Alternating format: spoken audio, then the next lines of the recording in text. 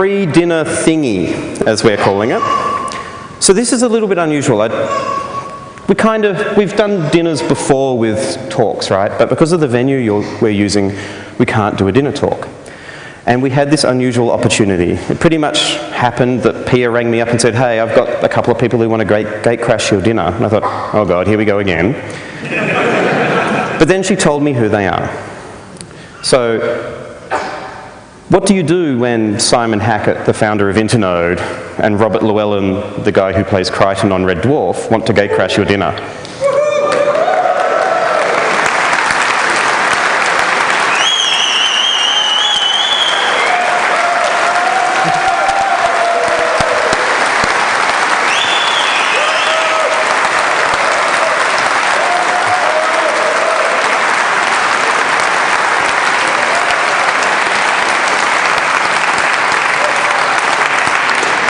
So of course you say yes, right? Now I've got a couple of slides once you guys finish, okay. But go for it. Okay, we've got about 15 minutes, I think. Yeah, we'll play it by ear. Hello everyone, we'll see if this is working. Oh, I think it is. Done the classic faux pas. Is this thing on? Yep, you're there. Hi, it's really good to be here, and thank you for the rousing round of applause as we wandered in. We were just passing and thought we'd drop in. I'm really happy to be here, and we've just been doing an interview next door with Tim Berners-Lee that'll turn up on the interwebs later, so there'll be some more interesting media for you guys to see. But just between, we stand between you and the buses that are going to Mount Stromlo, and yeah, well there you go. Yeah. So I can say that Robert Llewellyn is more interesting than a bus. That's a good start.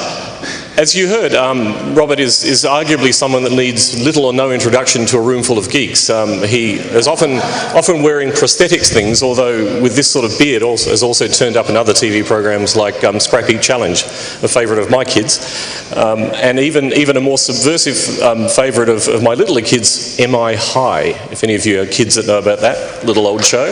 So welcome to the robot Prime Minister, not merely the robot on Red Dwarf. But one of the things I thought I'd do just for a few minutes before we talk about Red Dwarf is actually to mention that Robert is in fact an author, and he's written a book lately, and I'll get him to tell you about the book for a few minutes, and you will kind of see the relevance in the sense that life, the universe and everything and technology gets more interesting as we get older. Oh, thank you very much, Simon. Thank you very much. It's wonderful to be here. So yes, I wrote a book a couple of years ago, which was for a start, the actual publishing experience was very different. It's a crowdsourced published book. It was published by a group of authors and ex-publishers who formed a group called Unbound, which I'm involved with. So it was a Kickstarter for books, and it was a very exciting project to be involved in. The book I wrote is effectively science fiction. It's set 200 years in the future, only instead of it being a story of Armageddon, post-apocalyptic doom, zombies, Mad Max, the list is very, very long. This is a book where, and I say, use the term science fiction, it is science fiction, where the human race get it right.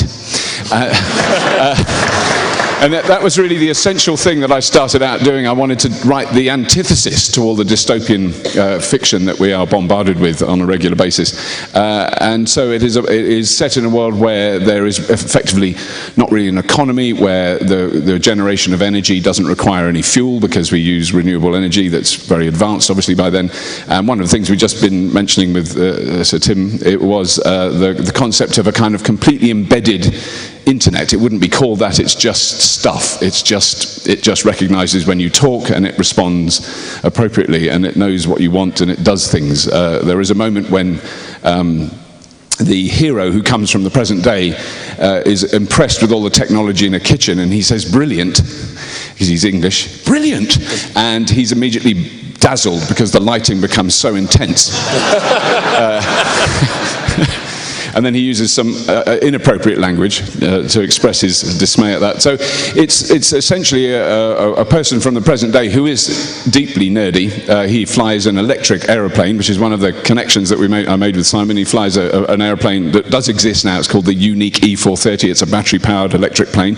I'm very involved in electric vehicles and renewable energy in the UK. And that's basically it. So it's the first of a trilogy. I'm currently halfway through the second trilogy. I'm not trying to encourage you to support the book, but if you do Google News from the Squares, you'll find the Unbound site, and you can buy it before it comes out. I'm still writing it at the moment. If you pay enough, you can actually be in the book. I'll use your name as one of the characters. That's one of the things we're doing. Yeah, and in the world that Robert envisages, it's not clear what the internet's called anymore, but we all know what operating system it's running, don't we? That's true. Robert, yeah. Yeah, what is it? It's Windows 95, actually, it's running on. Exactly. Robert, tell our fine and simple people a little bit about Red Dwarf, though, because that's probably the thing they'll enjoy. Well, you won't have heard this. It's an obscure British comedy show, a series. It started in the 1980s. And how on earth did you wind up there? Well, it is bizarre. I mean, in 1988, I wrote a play that was at the Edinburgh Festival that A, I wasn't meant to be in, I really didn't want to be in, and B, I wanted to be, I really wanted to be, those of you know W.H. Auden, that was my hero. I wanted to be an old, fusty academic with a tweed suit, smoking a pipe, leather elbow patches, and write novels and plays. You know, and maybe be on sort of arts programs late on a Sunday night. I mean, essentially, poetry is such an erotic force. You know, that's how I saw myself. And I ended up being a square, rubber-headed nutter that looked like something out of a 1950s fridge. So it was a bit of a come down. So it was never intended. It wasn't my ambition to do it. But once it started, it just carried on. And so in 1989, I was involved in Red Dwarf for the first time, very much thinking that this was the last series that they'd ever make. We had a big party at the end of the series in 1989, and everybody said that was it. 3 series on the BBC, that's as many as you do. And it's now 24 years later, and we're still making it, so that's a bit of a surprise. It used to be the...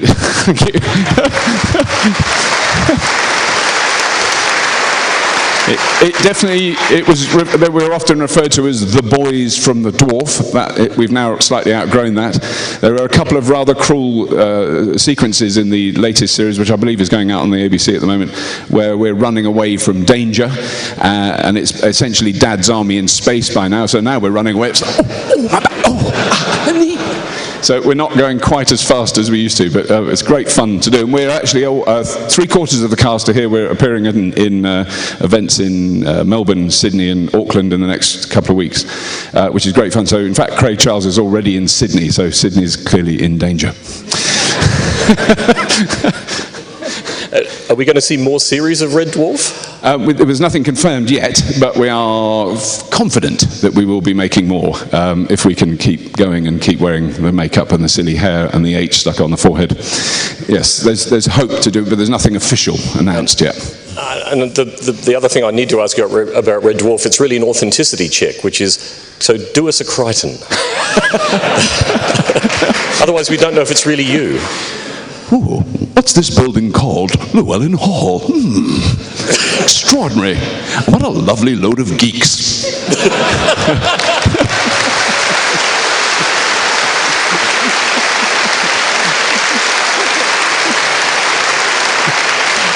I find it very hard to do unless I'm covered in rubber. It's very difficult. Right. And other various groinal attachments. Yeah, I haven't got a groin. I can't do anything without my groinal attachment. You know, I just feel naked. One other thing that Robert and I have in common very much is electric vehicles. Indeed, it's how we came to meet, is being involved in the electric vehicle fraternity in various ways. Tell us a little bit about that. What are you driving these days? I drive a Nissan Leaf, which is an amazing car. I've driven just before I left the UK. We just passed 24,000 miles in it, and the batteries have never run out while we're driving. I mean, obviously they get low, and you have to recharge them. But we've never sort of run out on the side of the road and done the classic Clarksonian predicted thing of going, I can't plug it in. I've got to wait 90 hours for it to recharge. You know, we just get in it and drive it and come home and plug it in. I actually have a garage that is plugged in, and there's solar panels on the roof of my office, and that helps charge it. And then I went to Simon's house, and I felt very depressed, envious and bitter. Because he has an electric car, a Tesla Roadster Sport, slightly faster than the Nissan Leaf. And he has enough solar panels to cover half of South Australia. But other than that, We're like brothers. Oh, you forgot to mention the home battery array. Oh, the home battery array! When he opened the doors, I felt a physical, visceral, furious envy when he opened his home battery array. Because that's once you've got solar panels, all you want is a home battery array. And I'm going to get one somehow. I've got 2 children. I could sell one of them, I reckon. And one other thing I might mention that we did when Robert was in Adelaide, because we came over from Adelaide yesterday, was I actually took the man flying in a glider, which was a new experience for him. Yeah. Tell us about that. It was lovely. It was wonderful. It is an extraordinary experience. I've never been in an done any unpowered flight before. So there was a moment, it was before it happened, as you were preparing to turn off the engine, I was experiencing deep terror. Sphincter tightening beyond the call of duty. And then nothing happened. The engine stopped and nothing happened. We just went, and it was absolutely freaky. And I did think any minute now we're just going to, but we didn't. But then Simon did the most gentle little divey pulley up thing. I mean, seriously, not like huge dramatic aerobatics. And I get airborne Tourette's. There's nothing I can do about it. It's very embarrassing. I tried to control it. There was we only had a couple of seconds of quite severe airborne Tourette's, but my previous experience in small aeroplanes was in a Red Bull aerobatic plane, which I was filmed in for a TV show in the UK. And then I got a severe case of airborne Tourette's. In fact, I proved to the director who'd asked me not to swear before that you can do 4 or 5 minutes solid with solid expletives with no joining words. But it was good. I got over a lot of my fear with Simon. It was fantastic flying in the glider. It was a wonderful experience. Yeah, and for people that are interested in electric vehicles, it actually tends to extend from the notion of trying to run the planet without having to burn things, which is what Robert's book's about. And from my point of view, it's actually an example of solar-powered flight, because the ground heats the Earth and you go fly up on these thermals. So it's actually a very sustainable way to fly, albeit that when the sun turns off, you tend to have to land somewhere. So not necessarily all that reliable just yet. And Robert was actually, he was videoing it with an iPad, so he was actually throwing it up on the web. I think if you Google you'll understand why from that story, unpowered fright, you will find the vision of that. I've just been tweeted. Of course it's been tweeted, yeah. Now we are pretty close to standing between you and the buses, I think. Yeah. How are our organisers feeling? Where are they? Are they hiding? They're hiding. They've disappeared. Tell us, timekeeper, where are we up to? So it's 1:15. Do we want them to keep going for a little bit longer, or do you want to go to dinner? Now we have to think of something to talk about. Yeah, subtly signal that you've run out of stuff at some point. Yeah, exactly. Another few minutes of stuff. So, yes, the other thing we can talk about. So have you got one? Oh, good. Have you got something? Well, no, this is probably going to work terribly for lack of mics, but okay. Give us one burning question. Tell us about the NBN. Is that one for you? I don't know what it is. No, you need to give me a question. They have the internet on computers now, and I hear it's called the NBN. Yeah, come and talk to me afterwards. But it's marvellous, and we should have one. There should be a NBN. It's good. It's good. Me too. I agree with that. Yeah. Go on. Try this nice man here. Yes. Just repeat the question. I'll explain quickly. I do a series called Carpool, where I pick people up in either a hybrid or electric car, and we just have a conversation. It's not really a talk show because I can't remember any questions. I'll just give you a quick reason as to why. When I first did it, I was very nervous, very anxious. I wanted to get all the questions in right, like a proper interview. So I stuck a small printed out version of the questions on the centre of the steering wheel. Couldn't be seen on camera, perfectly fine. Yeah, then I turned a corner. So I gave that up very quickly. I have, in fact, been through the channels to try and get Mr. Clarkson. He actually lives quite near me on the show, which would be very amusing because I've been doing a lot of the shows in a Prius, which, as you all know, is his favourite vehicle. And fact, I've always said it's one of the reasons they've sold so many. Toyota very sensibly never got upset about it when he slagged them off, and after they sold their 4 millionth Prius, I think they've been proved right. I have met him. He's terrifying to meet in real life, but very, very funny. And I think Stephen Fry, who was a guest on Carpool once, expressed it very well, that he's the most bigoted, outrageous, reactionary beep, beep, beep I've ever met, but he's very funny, and that's what makes him tolerable, and I totally agree with that. And I defend his right to have his obnoxious right-wing, stinking, bullying, racist views. I think they're fantastic.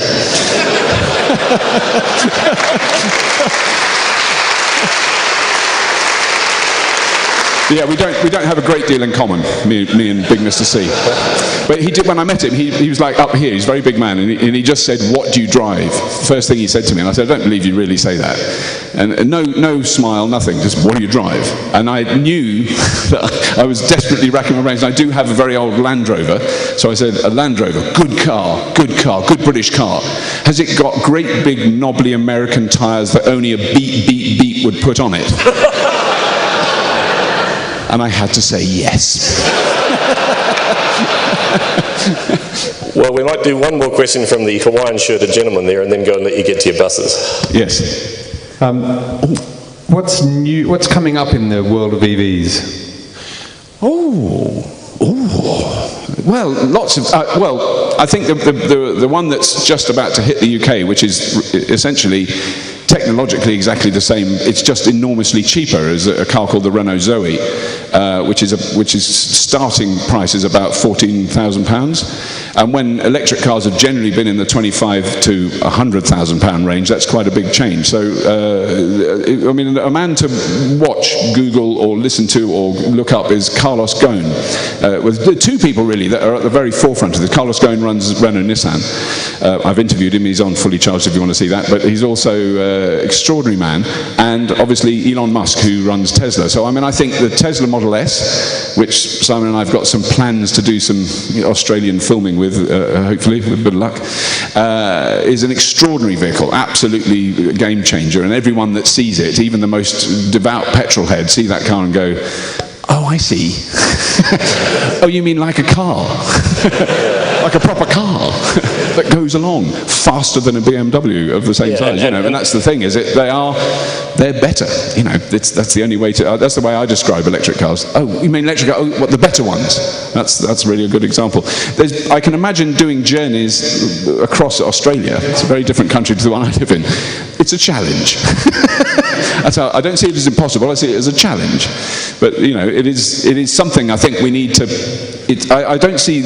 electric cars are not the solution. They're not going to save the world. They're not all those things. But they point in a direction that maybe we should be thinking about. And I think that's really what they are. And I must agree, the Model S is an amazing looking car. They turn up in this country later this year. I'm very keen to see them turn up because guess who the #1 ticket holder is to get one. Very keen, and yeah, hopefully we'll go for a drive in one. Yeah, sorry, or rather you'll get to go for a drive in it, so that's all right. And they're just tremendously game-changing cars, and there's every YouTube clip showing a rear-mounted camera view from Model S of it leaving something behind stacks up.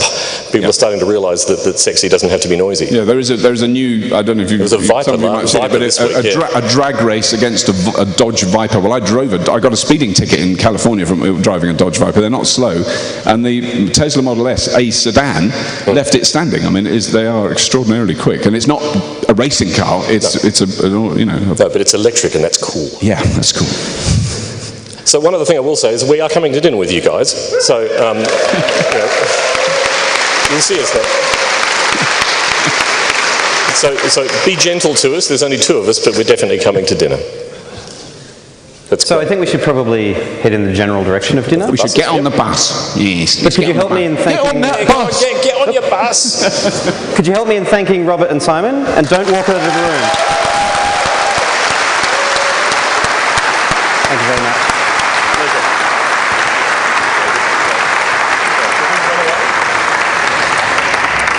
No, you people have to stay for a second. Don't go away yet. They're all rushing out. So we've fielded some questions about our delightful shirts, and you can't possibly have a party without a party shirt, right? Yeah!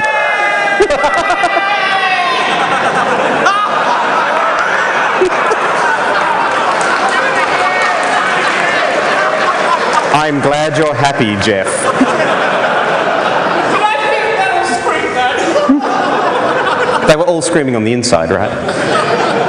So the plan is, you jump on buses now, we take you to dinner. As you get off the buses, someone lovely is going to hand you a hilarious shirt. If you choose not to come to the dinner, that's fine, you can collect your shirt tomorrow. So that's really the only other announcement I had. And now it's time for dinner.